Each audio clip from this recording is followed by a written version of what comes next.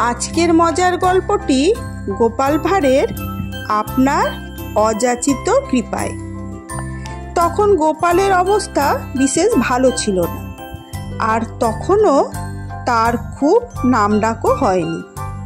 গোপাল সবেমাত্র রাজবাড়িতে যাতায়াত শুরু করেছে। সংসারে নিত্যই অভাব অনটন লেগেছিল।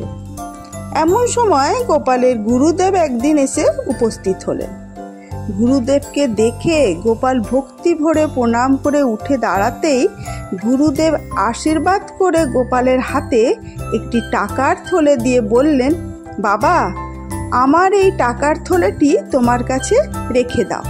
এতে 1000 টাকা আছে। এখন আমি তীর্থে যাব। পথে চোর ডাকাতের ভয়, তাই তোমার কাছে গচ্ছিত রেখে গেলাম। ফেরার পথে নিয়ে যাব। গোপাল যথা আজ্ঞা বলে আগ্রহ সহকারে থলেটি নিল। এরপর গুরুদেব গোপালের বাড়িতে 10 দিন থেকে গেলেন। গোপাল গুরুদেবকে রোজ ভালো ভালো রাজসিক খাবার খাওয়াতে লাগলো। গুরুদেব বেশ মনের আনন্দেই দিন কাটাতে লাগলেন। একদিন গোপালকে ডেকে গুরুদেব বললেন, তোমার সেবায় আমি খুব সন্তুষ্ট হয়েছি। আমার অনেক বড়লোক শিষ্য আছে, কিন্তু তারাও কেউ তোমার মতো গুরু সেবা করতে পারেনি।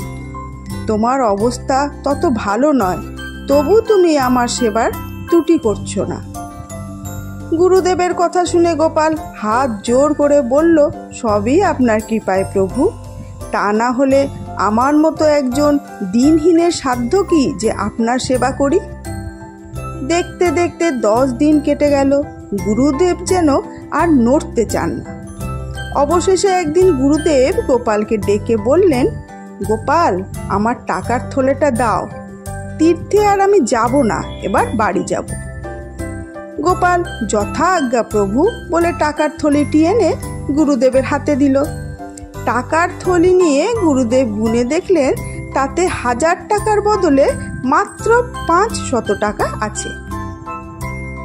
গুরুদেব তখন রেগে গিয়ে বললেন, এ কি গোপাল, মাত্র 10-12 দিন আগে তোমাকে 1000 টাকা রাখতে দিলাম, এখন দেখছি মাত্র 500 টাকা রয়েছে, আর 500 টাকা কোথায়?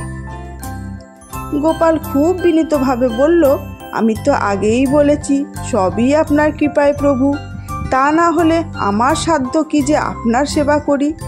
আপনার অর্থ আপনার সেবাতেই লাগিয়েছি। আমি আপনার প্রসাদ পেয়েছি মাত্র। গোপালের কথায় গুরুদেব তো অবাক। তিনি কিছু না বলে শেষে অবশিষ্ট 500 টাকা নিয়েই বিদায় হলেন।